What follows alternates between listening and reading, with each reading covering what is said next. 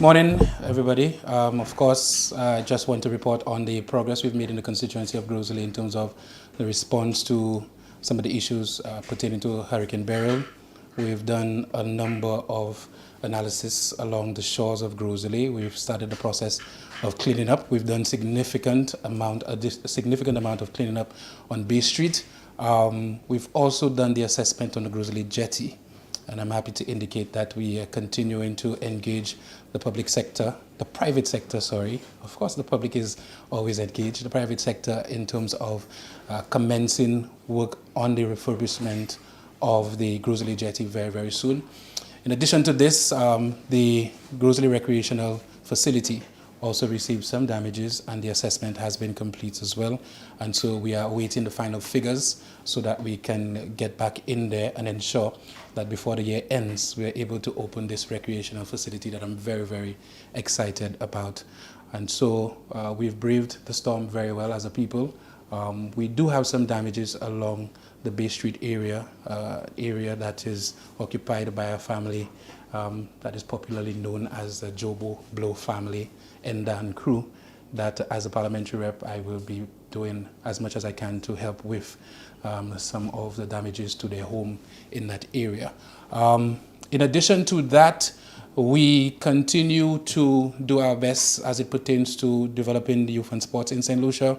The gym equipment that we purchased is on island, and so we're expecting to have two state-of-the-art gyms for our sportsmen and women in St. Lucia, one at the Mindofili Park and of course one at the Darren Sammy Cricket Ground. So we continue to focus on the athlete and ensuring that any sort of intervention we have, we do it towards the athlete. In terms of youth, I think most of you on social media would see what the conversation is. Hats off to our young people who participated in the competition, the soca and the groovy competition, and of course the panorama on the weekend. I just want to say, as Minister of Youth, I'm particularly proud of Keisha, who was the lone female finalist in both the groovy and power soca. Of course, residing in the community of Corinth, from Groseley, with some very good roots there. And so congratulations to her. Congratulations to Sly. I really want to single out Sly for his performance and the national pride he brought to every single person at that venue with that groovy performance. Congratulations to him and the other artists as well. In terms of the power soca, we all have our opinions on what happened, but congratulations to Ricky T for capturing yet another title. I personally believe he showed his mettle as an individual who, would focus on what the judges are looking for, and whether or not you agree with the final tally, he was able to come out on top. But for me, I'll always give my opinion. Nerdy did exceptionally well on that night, and the judge's decision is final. He did exceptionally well, and the Jacques Rosalie Ezra did very, very well as well. So congratulations to them, and congratulations to Ricky T, and of course Panorama, Cots Babano, coming out on top again. Congratulations also to Pantime for still placing in the top 3 as per usual. And of course, Cots Babano, they practice in the beautiful community of Grand River, so they breathe in that air. And so we expect nothing but good things from them. So, questions? Did you mention the facilities in Lashon? You know that there have been some concerns with security, and I remember Platini having his dream then being broken. What measures do you think you're putting in place for? Okay, so we continue to try to use moral suasion in terms of reaching out to young men and women in the community to really explain to them the issues that they give to the overall development of the country when they continue to vandalize our venues, when they continue to break in and they steal some of what is in there. We as a government, we continue to fortify, we continue to go back in. We've hired security companies to mitigate against those break-ins at our facilities. We are in the process of investing in cameras. We do have some, but we're investing in more cameras to actually catch these vandals. But you will appreciate in the instance of Darren Sammy, during the construction ahead of the World Cup, we had a lot of individuals coming in and out from different companies with different ambitions, and so it was a little more difficult to actually catch perpetrators. But going forward, we are looking into some significant technology to be placed at especially our A-standard venues, which would include Darren Sammy Cricket Grounds, the Soufriere Mini Stadium, and of course the Mindo Philip Park, to ensure that we can definitely provide better security. But we continue to appeal to young people that this is not the right way to go. We saw the installation of an outdoor gym at Pigeon Point. What are your thoughts on this? Well, this is not the first outdoor gym being installed in St. Lucia, and you would appreciate that the outdoor gyms that have been placed on island, they've all come under the government of the St. Lucia Labour Party. And as soon as I became minister, one of the first things we did was we took a tour in Cuba. I was privileged to meet with sports officials in Cuba, and I came back and I did indicate that we were going to partner with the NIC to ensure that we erect at least 4 during my tenure. We identified Soufriere, we identified Groseley in terms of the Pigeon Island area, Dennery, and Vieux Fort as the 4. So you'd have north, south, east, and west. And luckily for us, the NIC, they've been prudent in terms of ensuring that this vision continues to flourish. It is their initial activity that they've planned, and you saw the benefits of this, sneaker day and healthy lifestyle. We, of course, in communication with them, they spoke to me as parliamentary rep in terms of who really signifies strength, conditioning, and fitness in the constituency. And of course, I sent Mr. Faisal's name to be the one that would be named after the outdoor gym in Groseley. And so officially, the NIC accepted his name, and I think all of Groseley is very happy, and they already started using the Tony Faisal outdoor gym. Of course, Tony Faisal, former OACS marathoner, and he's represented the constituency very well, and so congratulations to him and his family.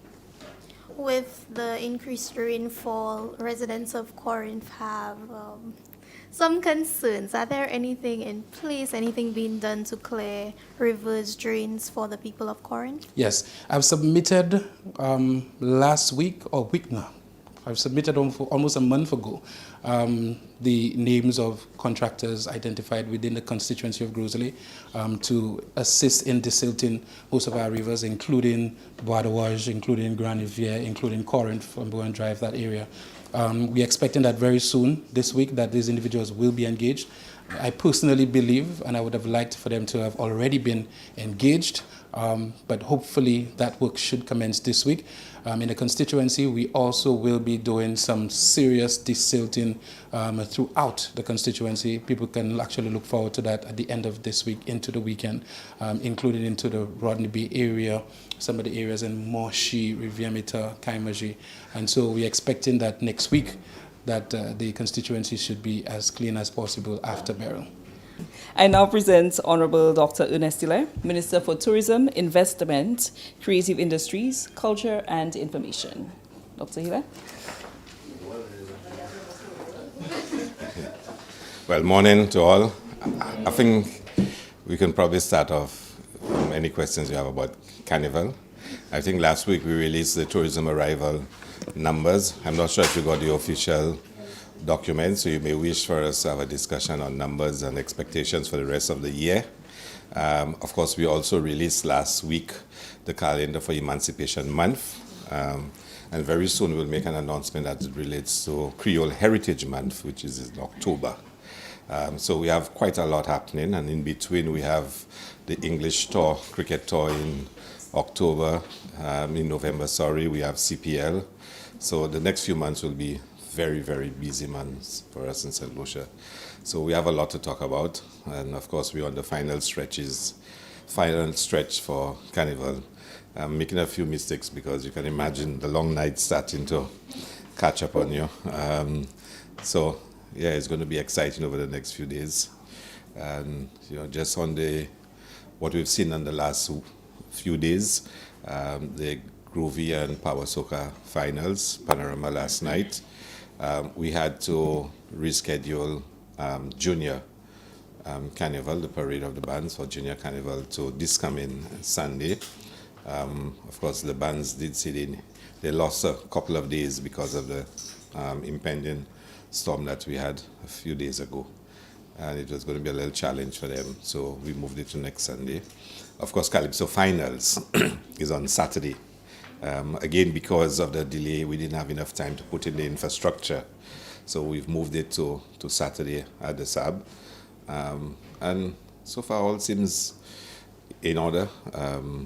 We have witnessed significant number of visitors coming to the island.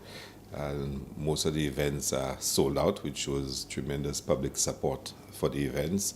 The Groovy and Power Soca finals, the crowd was probably bigger than last year for sure. And Panorama last night, despite the rain, had a very good turnout. And I'm hoping tonight will be even more exciting. King and Queen of the Bands is my favorite event, so I'm certainly looking forward to it. So, any questions that you may have? On Groovy and Power Soca. So of course, every year after these events, there are sing posts. So this year, we have some people, especially for Soca, the Soca shows, calling for a reimagining of how the show goes on. There are calls that it ends too late, and so on. Stuff about the stage management. Some are calling for it to start earlier so it could finish earlier. So what is your vision for the shows in terms of how it appears, in terms of its appeal to the audience moving forward? Yeah, I think those questions are valid and legitimate, and constantly every year we need to ask those questions because you want to ensure that the viewing public, both online and of course on television, as well as in person, have the most fantastic experience.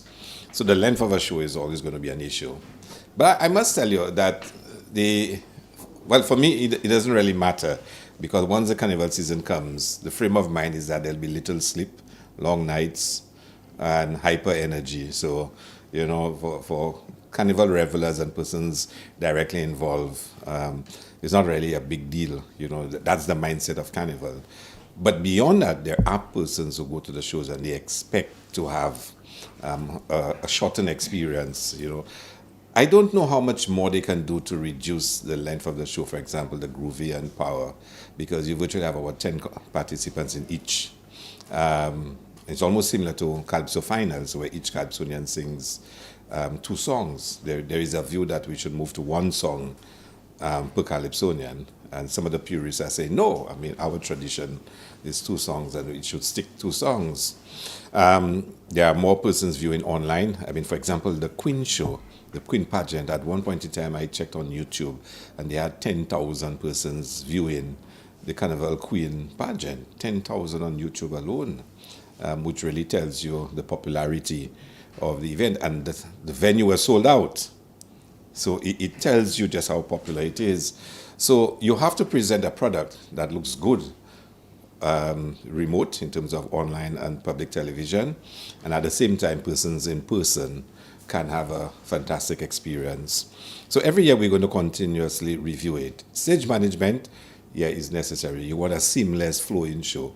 A lot of time it's taken up with props and other, on-stage add-ons that are part of the presentation. How can you narrow that down? How can you make it less important? But again, in our culture, those things are part of how we present the art form in St. Lucia. Some of the other islands, you don't really see that heavy emphasis on supporting presentations. But in St. Lucia, it's just as important as the song. For us, even if it doesn't get so many points, it is still important. But I think at the end of the day, I want to say to individuals, when you come to a show, we will try to start on time, make sure everybody's on it. I'm very big on this. And I believe if the show's supposed to start at 8, let us start at 8. And if a competitor is not there, sorry, you forfeit. That's just how it has to be. But let's start at 8. But I'm not sure I'm going to support, for example, moving to 1 song per Calypsonian because we want to finish by 11:30 in the night. I think it's Carnival season. If you come out to a Calypso Finals, come prepared to spend, the time needed for a thoroughly enjoyable show. Now that's my biased personal opinion. But yeah. Another concern is the judging criteria, what the criteria is, what it's supposed to mean versus what the judges interpret it to mean, and taking into consideration, let's say, the fans, what the fans think, all of that coming out of this weekend with some good results going in. I think we must always review the judging criteria, and we must always review judges, because the judge's decision is final, and you cannot afford to make mistakes. So although we do training for judges ahead of the season, we still need to, where we see deficiencies and flaws, correct it. And I think we will review the judging criteria and the judges again, because, and I don't want to say anything about anything that took place. I must tell you, and I said it on one of my posts, I actually predicted Intercommercial exactly as the judges judged it. For another event, which I'll not name, it wasn't exactly how I predicted it would be. But the point, though, is that the judges are entrusted with a responsibility, and they're given a criteria, and we must respect their decisions, even if we don't agree with it. But I think you constantly have to look at the criteria. You constantly have to look at the judges and whether or not what they actually do is in keeping with, the criteria and whatnot. So, yeah, we definitely will look at the judging. And just at a deeper level, just think about it. There's certain art forms. For example, when you look at the party songs, the groovy and the power soca, you have to ask the question, should the judges be the same profile as the persons doing the calypso shows? Because that type of music is totally different, to the calypso. The calypso has a different structure, different format. But the party music probably requires a different profile of the judges. It cannot be the same judges, in my view. So we'll look at all those things, we'll discuss it, debate it, and the CPMC will make the final decisions on those things. What are your thoughts also on the possible, I guess we see year by year the public has their opinion. There is a criteria for, crowd response to what is. What about maybe involving the actual public who's viewing and those on the field in probably voting for people's choice as part of one of the criteria in the whole judging thing? Yeah. Well, it may not necessarily have to be part of the criteria, but we can have an award for people's choice. Yeah. So allow the public to decide who is their king. So the thing. But I mean, the crowd too can be biased in some ways. But the point though is, and at the end of the day is what is presented as the ideal winning song. And why, for example, you have Exports Central has an award for the most exportable song. Because the most exportable song might not necessarily be the most, favored song by the crowd. For all you know, the latest release, might win road match, but and because it might just become the thing of the day, and the big talking point, and the crowd just wants it to be road match. We've had some noted examples in our history of songs winning road match. And that's not a song that you can play in any other island or any other country. Zodi Zodi in the city. You had Manitwavai, Shaky song a few years ago. We've had songs like that you cannot export to any other country. And we've had some songs that, I don't want to give you more examples, but, so those things do happen. But I like the idea. And I think it's something that probably the telecom sponsor partner can get involved in. So on the night, everybody can text to a number which song they believe is the people's choice. And at the end of the night, we know the people's choice. And maybe even compare it to the judge's choice and to see how it works out. We can do things like that. Drawing back to Carnival Queen, I was informed that some of the rules that the contestants were given, it wasn't followed. And there was a particular contestant who won an award without following the guidelines. So let's say she was supposed to have a locally made dress, however it was something she bought online from somewhere else, and she ended up winning in that category. What is in place when there are instances where these rules are not followed through? Because the public is basically saying she should have been disqualified, however she ended up with more points because she won by not following the guidelines. Well, I think if somebody does not follow the guidelines or the regulations, they ought not to win in that category. But the first point we have to establish is that part of the guidelines? And, Power Lawi can say that. But as to whether or not there is in fact guidelines that say that, I'm not sure. It might be an expressed desire that you use local service providers to give local persons opportunities, but it is not stated as a regulation, and therefore you can't hold it against the individual. So I just think we need to be very careful from the start. So if indeed and in fact that this was a guideline and it wasn't followed, you did mention that the judge's decision is final. It's final, yeah. So is there an instance where we can see a change made if this is in fact the case? Yeah, well, and the second point I should point out is that the judges have to be aware of what the regulations are. So even if there is a regulation and the judges did not know that, you can't fault them for not acting accordingly. But if there is such a regulation, the judges were aware of it and they overlooked it consciously and deliberately, then it raises questions about whether those people should judge again, because they're not following the guidelines and the regulations. But we need to establish a clear culture of respecting the decision of the judges, because if we choose somebody to judge, we have to accept what the decision is. If they're not following the guidelines as given, then we don't use them again. So I think that's the spirit, and that's when you're in sport, that's what you understand. Sometimes, somebody score a goal against you and you feel it's offside, but now they have VAR or whatnot, but you just accept those things. The referee, the umpire is the final say, and you learn to respect that. Some decisions go your way, some don't go your way, and that's the nature of competition. So I think we need to be very clear, and I've heard what you mentioned, and I think we will make it very clear moving forward that judges are fully briefed as to what the regulations are, that the contestants in signing their contracts know exactly what the conditions are. They have to abide by it, and I think that's the best we can do. Okay. And with the increase in visitor arrivals, we recently saw a very explicit video in front of our PTOs. They posted it on social media, and yes, it may be funny to some, but this is our heritage and it's being disrespected in that way. What are your thoughts on this kind of behavior from tourists? Well, I only saw the Peters. I can't tell you much more than that. I can't tell you much more than that, but I've heard talk about that supposed video. I think Jerry told me about it or someone.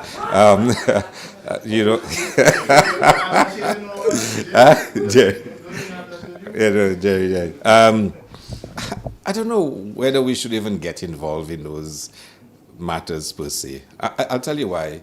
It would be a totally different issue if any act took place on the Peters, as against somebody in the privacy of their room with a backdrop. I mean, I don't know. I don't know how else to put it. I don't know that we should start regulating the backdrops people have to have when. The government for its use. I don't know. I can't really comment. Like I told you, I only saw the Peters. So. Yeah. Minister, you voted the House with the results? I already addressed that. No, I mean, I put you on the spot. Diplomacy aside, did the right person win that competition? Well, I have to accept the decision of the judges, and to say congratulations to the Power Soca Monarch, and to say to the other participants, it was a fantastic show, a fantastic competition. The quality of music, the productions, the presentations, and that we should continue to strive to raise the bar. And where there are deficiencies in the system, we will have to, as a ministry, as an organizing committee, look to strengthen the rules and regulations to make sure that at all times the best performer wins. Okay, just wanted to find out an update on the review for the Boundaries Commission. I know you spoke about it in February. You said that once the National Housing Population Census was done, then it would be done. Where are we with that? Yeah, I am not aware of any development on this. I know the commission continues to meet. I have not seen the final census released as yet. I'm not aware if it has been, but I can always find out for you. Next time I come, we can update you. But That's under the Prime Minister, right? yes, it falls under the Prime Minister. The legislature, Parliament falls under the Prime Minister. Yeah. So let's talk about investment that's going in. I was on a bus and I saw a billboard that said it was close to the marina, Rodney Bay City. I understand that Republic Bank is doing their private investment there. Is it that when that investment is done, Rodney Bay, the area, the commercial center would be upgraded in a sense to a city, or is that just what they chose to call it? Yeah, I saw it myself, and I wondered the same that you asked. I think it is marketing and a business name. It is going to be a huge development, including, a hotel will be built there. There will be apartments, luxury apartments that will be made available for visitors and short-term stays. There'll be a number of restaurants there. So it's going to be a very exciting development. And they choose to describe it as Rodney Marina City, whatever. The same way a few years ago, another individual described Rodney Bay as Rodney Bay Village. I wouldn't remind you who that individual is. But I think he happened to end up being Prime Minister of St. Lucia, branded Rodney Bay Village. So persons do those things to create, for marketing value, really. But for sure, I'm not aware of any plans to upgrade Rodney Bay Marina or that area into a city. I'm not sure. And one last thing on investment. I think it was last year or earlier this year, you said the government has its eyes on the East Coast. The northeastern region in St. Lucia, that's between Rosalie, Dover, that area. Do you guys have any investment plans for that patch of undeveloped, unused area there? Well, it's been a dream of many administrations to actually build a link road, the Northeast Link Road. Different individuals have different views about it, but it has been the dream of successful administrations. There are a number of investors who have interest in Granans, in the Dover area, whatnot, and they engage us about it. But like everything else, a lot of the lands in that area, for example, the Granans area is privately held, and they are on the market. And in fact, there was an investor that was quite intent on developing this area. For my part as Minister of Investment, when I get inquiries, I remind persons of the highly sensitive nature of this area. Of course, turtle nestling and other, environmental issues with that area, that we must always pay attention to those issues. And anybody wanting to invest in those areas should be guided by those concerns. We all know how St. Lucians felt about the cardboard development when it first happened, and therefore that's my caution to any investor, that it's not a usual area. But yes, there are plans still in national development plans to build a link road in that northeast corridor. As Minister for Information and Broadcasting, do you think we receive updates about, let's say, hurricanes in a timely manner? This year, the Prime Minister was out for about half a day, and I had the responsibility to chair the NIMAC meeting. And it was my first real direct engagement into that process. And I on reflection, I believe we need to kind of, how do I put it, modernize the way we communicate on those issues. We really need to. And I actually listened to a lot of the coverage of what happened. And we need to have some reflection on how we modernize it. In times like that, you really miss Radio St. Lucia, because in many ways, Radio St. Lucia was seen by the population as the authoritative source of all information. Of course, since then, we've had a plethora of radio stations opening up. And the danger we can face now is that media houses start sensationalizing, inclement weather that's coming, whatnot. So asking people to call in and say what's happening in your community and even after the fact, inviting people to call in and talk about damage, whatnot. So when persons are still supposed to be indoors, with still having a lockdown, people already venturing out because they want to see what damage is done, because they want to be able, because that's the consequence of it, because it becomes a dramatic event in itself and is driven by the media. Now the media likewise want to tell the tale of what happened, and they want to be the one with the most accurate information, well, not necessarily accurate, but the most up-to-date information, whatnot. And there are dangers in that. And you begin to wonder whether or not from a certain time to another time, there should be one voice in the country. Just one voice. Every station should carry the same information, the same stories. So no matter where you are in Central, which station you tune to, everybody hears the same thing. So you can't say, well, I didn't hear that announcement, but you will listen to a radio station that had a talk show about hurricanes. And what do you do during hurricanes? And when the wind is strong and the rain is singing, what do you do? And they glamorize it and whatnot. And you miss an important announcement because you're listening to somebody calling in and say, when it's raining, I under my bed sheets and I keep it warm and whatnot. So, you want to avoid those kind of situations. Why y'all watching Jerry? Everybody turn on watch Jerry. Oh, not Jerry? Oh, okay. All right, yeah. So I think, yes, we need... I think there is legislation for just that, in disaster when NEMO takes over. Yeah, well, NEMO takes over to provide the information, but I don't know it prevents you from doing anything else. I don't know, but I could double check. Yeah. There is also a call to have more Creole in those broadcasts. Any plans to bring that in? Well, there was Creole. I saw Rihanna and Gasper. I listened to them for quite a bit, providing coverage. And we do try very hard as a government to make sure we have, adequate Creole coverage of incidents and any situation that arises. So it's very important to us to do so.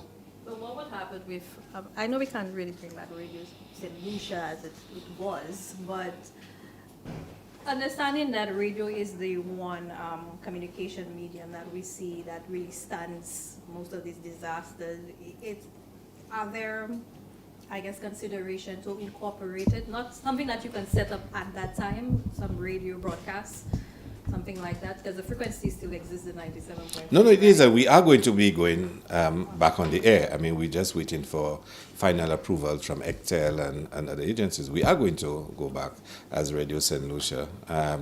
But the point I'm making is other stations are broadcasting, and you want to have a single voice. You don't want people missing out on important information.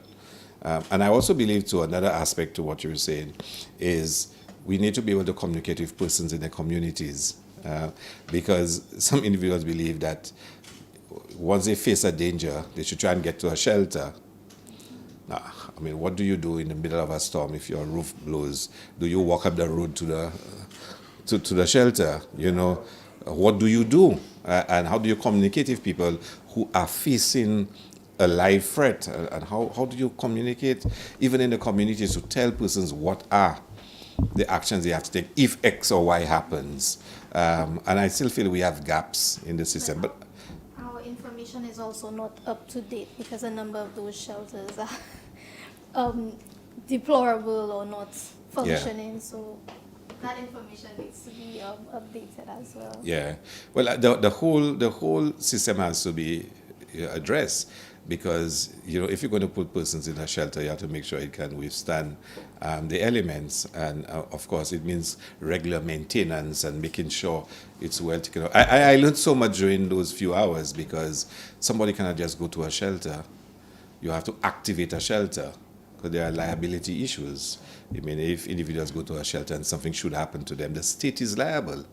So the state must make sure it puts in place all the requirements to protect the life and property of individuals when they go to a shelter. So that introduces a new level of liability that NIMO has to make sure is in place. But we're going to work on it, and I know the Prime Minister has definitely, given some clear instructions on some of those issues and how we should start addressing them. Your comments on Dr. Martin Didi's passing, I don't know if you'd like to share. Yeah, well, I mean, I must extend on behalf of the government and people of St. Lucia condolences to his wife and family, on his colleagues, and the entire medical fraternity.